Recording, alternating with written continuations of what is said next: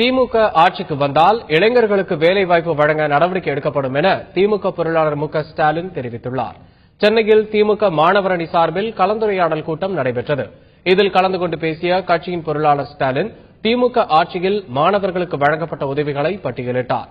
மேலும் அதிமுக ஆட்சியில் தமிழகத்தில் வேலையின்மை அதிகரித்துள்ளதாகவும் அவர் குற்றம் சாட்டினார்.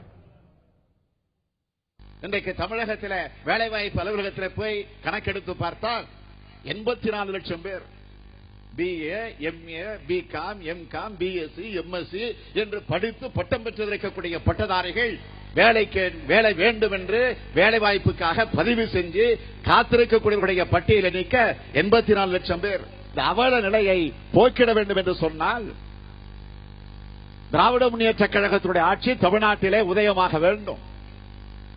முக்கிய கடமைகளில் முதன்மை கடமையாக இந்த மாணவர் சமுதாயத்தை உயர்த்துகிற பணியிலேதான் கலைஞர் தலைமையில் அமையவிருக்கக்கூடிய திராவிட முன்னேற்ற கழக ஆட்சி நிறைவேற்றி தரும் என்ற அந்த நம்பிக்கையை நீங்கள் பெற்றாக வேண்டும்.